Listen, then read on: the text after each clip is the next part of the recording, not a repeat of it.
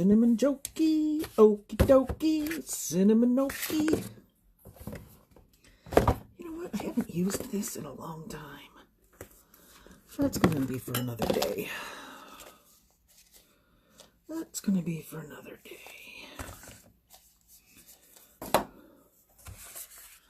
Hi there. Ooh, I'm kind of crooked. My phone's going to go crooked. Let's see if I can't make it so it doesn't go crooked. Whoop, not like that. That's going to block it. Don't want to block it. Hey, it's Friday night. I'm just kind of, I was sitting on the couch and I was like, I should go live. What am I going to go live about? And then I thought, you know, there's a story about me that a lot of people don't know. And it's kind of a story of overcoming. And I believe that it was God working through me, and then he worked for me. So I wanted to share that with you because I really believe that God puts things in our life for a reason. Hi, everybody. Thank you for joining me. Oh, in case you don't know, my name's Susan. Throw me some hearts. Hearts, hearts, hearts. Love those hearts. I figured while I was talking, I might show you some of my unicorn palette. I just watched a corny TV show on unicorns. It wasn't about the unicorns. It was about the girl's journey. But anyway, so it made me think of this unicorn palette, which I'm going to try to wear. But I thought, I was like, what can I do? What can I talk about on my live? A lot of times I'm going to go live and I just don't know what to talk about. And then I'm like, oh my gosh, what am I going to talk about? And then I talk myself out of coming live. You know what I mean? Hi, Gail. Hey, Tessa. Hi, Kristen. Hey, Laura. Hey, Lisa. So I decided I was just going to go live and whatever struck me, struck me. And then as I was typing in what the name was supposed to be, it was like, I'm going to share my story. It happened when I was in my mid-20s. I was sexually assaulted. And that's not something you usually share with people. But I thought I would share it with you because it kind of goes with, kind of goes along with the mission of my company, my personal mission, to help women overcome adversity and, you know, the bad shit that happens to people. Hey, Bonnie. So I thought I would share it with you guys. And I hope you don't mind if I do some makeup while I'm talking. Probably will do less makeup and more talking. Maybe I'll just talk. I don't know. Do you want to see makeup? If you want to see makeup, throw me some hearts. I could just talk to you. I am drinking a beer tonight. Oh, look I got one little curl. One little curl. And the rest of it, straight as can be. Straight as can be. If you just want to hear my story, give me some thumbs up. Thumbs up. Oh, wait. No, let's do it this way. Thumbs up for the makeup. Yeah, you want to see makeup? Or hearts if you want to hear my story of how the good Lord used me in a very bad situation to make good things happen. You want to hear that? Share me some hearts. Hit the hearts button.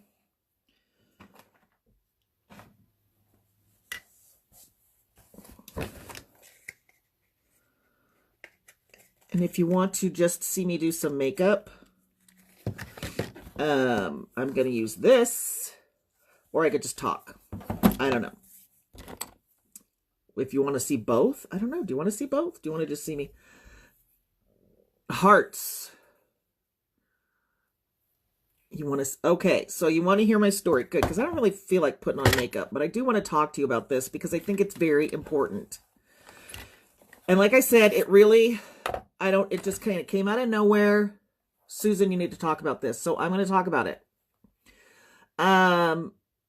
I've been doing a lot of personal development lately, and it's bringing up for me, the stuff that I'm doing is, I'm working through all of the things that make me feel like I don't deserve success, things that make me want to self-sabotage. When things start going good for me, I do something stupid that's going to knock it down and totally sabotage myself. And I'm sure that a lot of you do the same kind of thing. So I thought it brings up a lot of stuff. And it also reminded me of how strong we all are. As women, we are strong. Hey, Tammy. So I want to share this with you. When I was 24, gosh, I was like 23 or 24. This is like 30 years ago, but it still affects me. It was on the night before Thanksgiving. We went out to celebrate. I had to work the next day, so I was going to miss the family dinner. But we went out, my sisters and my friends and we went out to the bar that we always went to. Gosh, 30 years. It was the Choice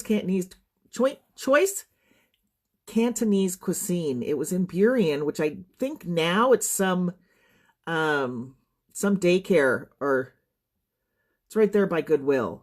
But it used to be the Triple C. And anybody that grew up in West Seattle or White Center or Burien knows about it, I'm sure. It was the place to go drinking and drugging. And dancing, because they had music. But I remember on this particular night, we went, and I had this nice new sweater. It was black. It was like Angora. It was Angora. It was black, and it had purple sleeves, and I felt beautiful in it. And the waitress, carrying her trays around, came along, and we bumped, so her tray went all over me. I was soaking wet. So I had to take my sweater off, and so I could rinse it out. And then I had my jacket zipped up all the way, because it was kind of a, Seattle evening in the fall. They're chilly and drizzly. So I did that. But the course of the evening, we were dancing and drinking, and then it came time to leave. And everybody else is like, hey, we're going to go party at so-and-so's house. And I'm like, no, I don't feel like it. I have to work tomorrow. So, I'm just going to go home. And I only lived like 3 blocks from the bar. So I said, I'm just going to walk home. It'll be fine. Well, I started walking home. It started raining, and the wind was blowing, and it was cold. And so this car stops next to me and says, hey, you need a ride? And I was like, no, thanks. I'm good. And it was a guy that I had been talking to at the bar. And he was friends with some of my friends. So I let him convince me to get in the car with him. And he was going to drop me off the 2.5 blocks that I had left to walk. Well, he drove past my street, and he wasn't stopping. I'm like, that's my turn.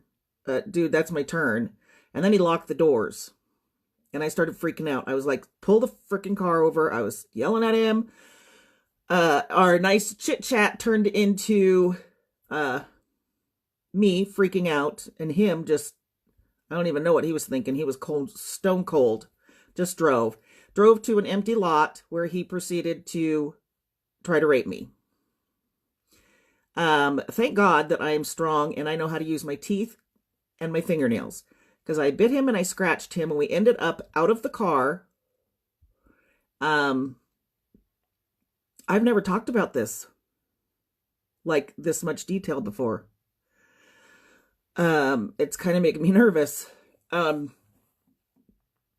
I want you all to know what happened to me so I can explain to you how God used me, so that you'll see this story, so you'll see how God used my circumstance to bring about something good. Okay, so he stops the car. He reaches over and grabs me and starts trying to get my clothes off of me. I'm trying to get out of the car. I get my door open, and he grabs my pants as I'm getting out, and he is pulling them as I'm trying to climb out. And, if you guys, if you want to share this, you can, because I really think that a lot of people need to hear this kind of a story. So feel free to share it. And if you could give me some hearts or something along the way, because I'm kind of freaking out a little bit. I'm really trying to maintain my composure, but I am shaken. So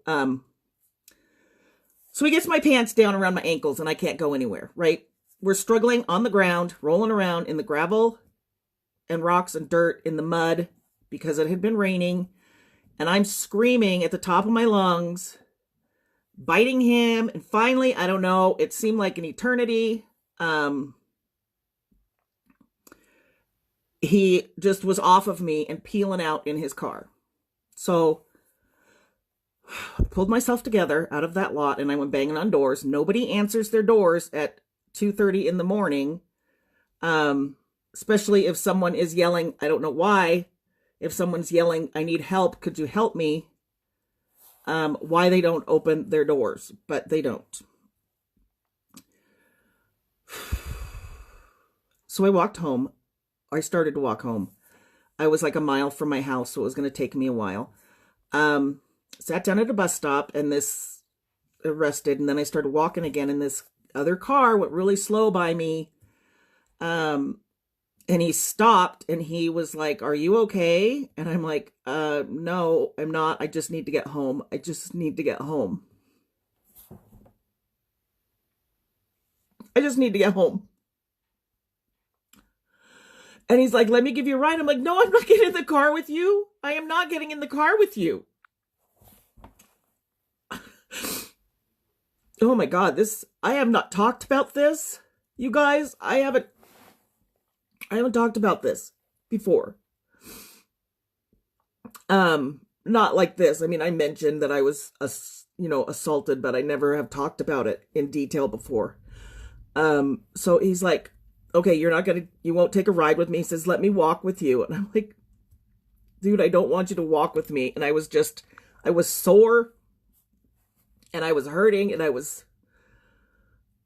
he was just really kind. So I don't know. I trusted him and I got in the car and he took me home and I walked in the house and my roommate was like, "Oh my God, Susan, what the hell happened to you?"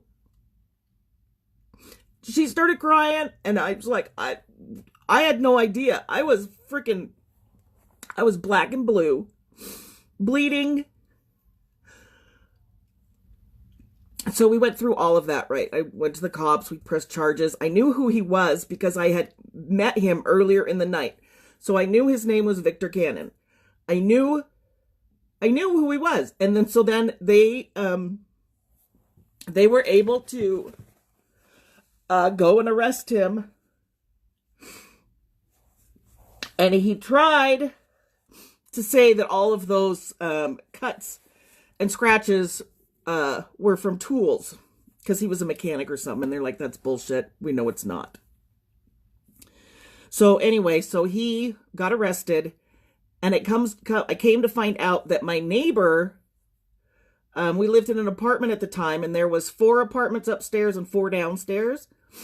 And we were on one end and the neighbor on the other end had been attacked by him the weekend before.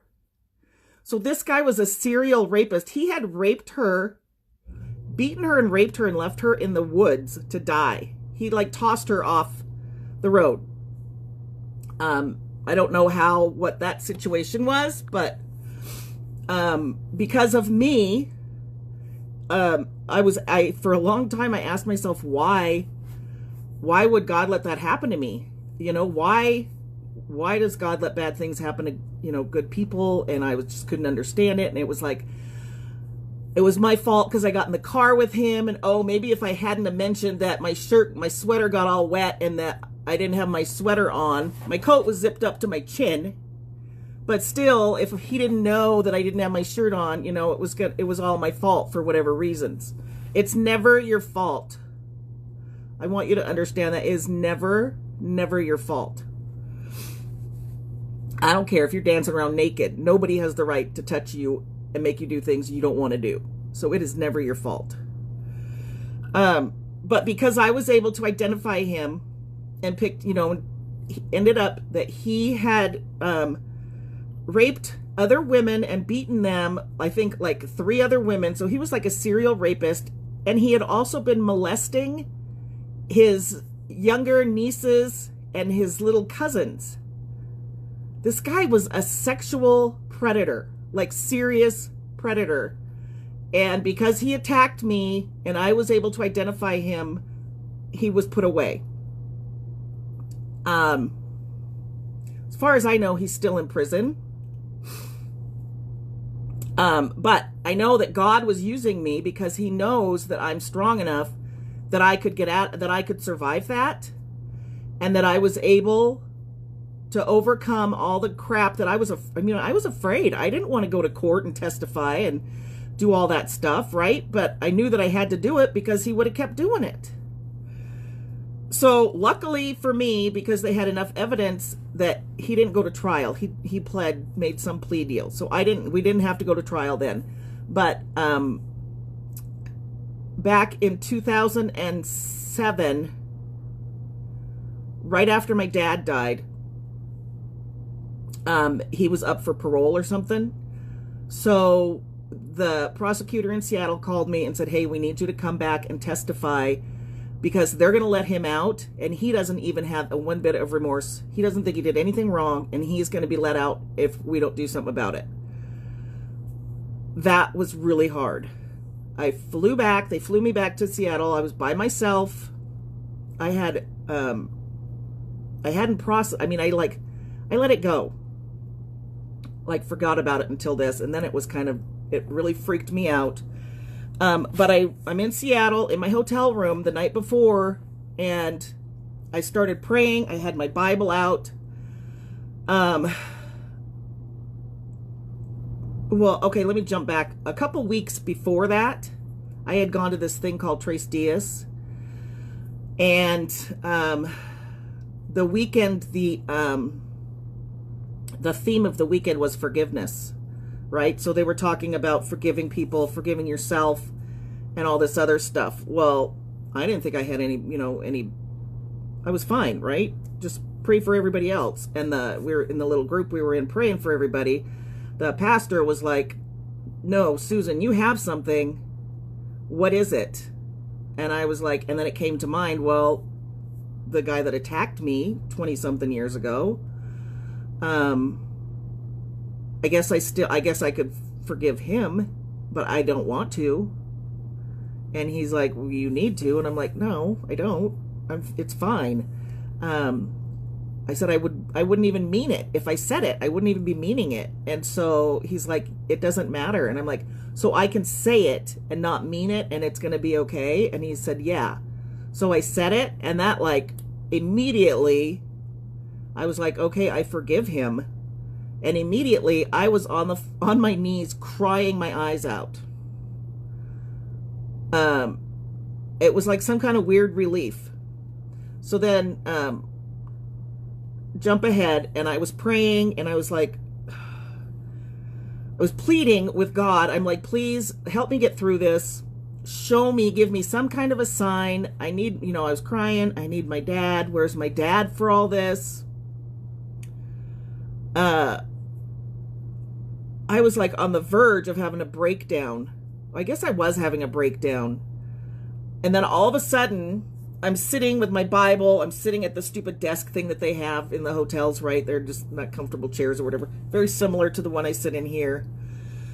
With my Bible open, my head is in my hands, and I'm sobbing, praying, please, I need my dad. Where's my dad? I wish I still had my dad with me.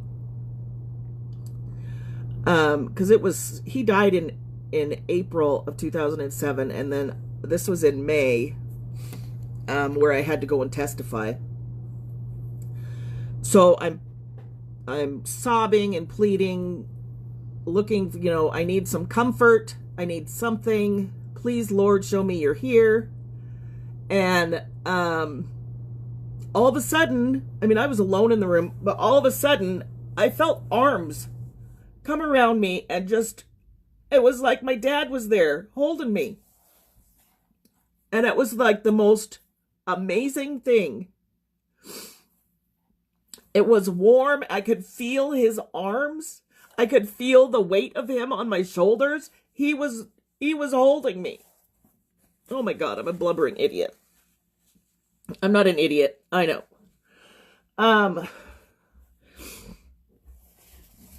So I got through that, and then asshole who was sitting in courtroom like all high and mighty, um he was sitting there, and he just was I couldn't even like look up. I was shredded the tissue I was holding. But we walked through the whole thing with the prosecutor, and then I got to leave. And he got resentenced to a new facility for violent sexual predators because he had no remorse. He had not, and he was like, whatever, he was not reformed at all. He would have been out doing the same thing again. So that's how God used me. He used me to get that guy put away so he didn't have any more victims. I don't know how many people he probably victimized in prison. But he also came to me when I needed him the most. Or my dad did, one of the two, but it was sure such a loving hug. I just knew it when it was like a good minute of somebody had their arms around me, and it was amazing. So how this applies to me now is that I know, for one, I'm strong and I am loved by a God who is amazing. But I have a very strong desire within my heart, and I feel like it's my calling to help others overcome situations that make them feel like they are trapped or less than, or they're being abused in any way. Abusive relationships, your husband or your boyfriend or your mother, your father, your sister, your brother, whoever, if they're abusing you physically and mentally, I want to help you get out of there. If you are in a place where you're feeling trapped and scared, I want to help you get out of there. I have a lot of friends who are in other states, and when they are looking for help, I'm like doing everything I can on Googling, going to their state pages, looking for resources for them, because I can't help them immediately myself, but I can help them find things. Helps them find resources and like shelters or things like that, because I have a few friends who have left abusive relationships. But this business allows me to help women because it gives me a way to give them a way to provide for themselves, to provide for their families. They can get out of the shelters. They can get off of welfare, and they can start living a life that is meaningful and joyful, and they are full of hope again. And that is the most wonderful feeling when you see somebody who's like this caterpillar trapped in this cocoon, and she blossoms into this beautiful butterfly, and she flies her wings and she flies away. There have been so many people that have been touched by me and by this business with similar stories, and it's such a blessing. I don't know who that is. It's calling me, but they can call later. So just know that if bad things happen to you, or you feel stuck, just know that God has not abandoned you. God is looking for people that can work in your life. God is looking, why does it not? God is looking and working for you, for people who can work in your life, who can speak to you, and who can give you the help that you need. So when someone offers you some help, if somebody reaches out their hand and says, hey, let me help you, accept that and grab that, and know that God has put them there and he is trying to help you through them.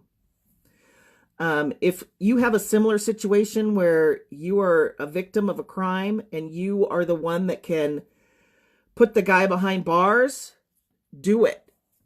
Because that's God using you as a tool to save other people that come after you. I just really believe that God works through us to help others. The miracle to me is being in the right place at the right time. At the time I was attacked, it didn't feel like the right place. But looking back, I can see that it wasn't a blessing, but I was able to turn that tragedy, that vicious attack, I was able to turn that into something good and beautiful and positive. And I helped put him away, and I helped to save other people that came after me. And I just know that you are strong enough that you can do that. If you ever feel like you need somebody to talk to, I am available to speak. I'll text with you. I'll chat with you. I'll do whatever. I will help you as best I can. I will love you, and I will never judge you. Never judge you, no matter what the circumstances. So I guess that's it. I am not a blubbering mess now. That's a good thing. I don't know if you have ever had a similar situation, or if you know somebody that needs help, and you want to just chat about it, you could throw green down in the comments. I probably should have said that earlier. If you want to share this, feel free. Maybe somebody out there needs to hear it and know that they're not alone. I guess that's it. I will see you guys tomorrow. Have a wonderful evening. Amazingly, I feel a lot better after talking about this. It's still scary, and it just brought up a lot of feelings, so I'm going to go and write about it for a little bit. Get those on paper so I don't have them in my head. But anyway, I will talk to you later. I love you guys, and I thank you for your support. Your friendship means absolutely everything to me. Good night.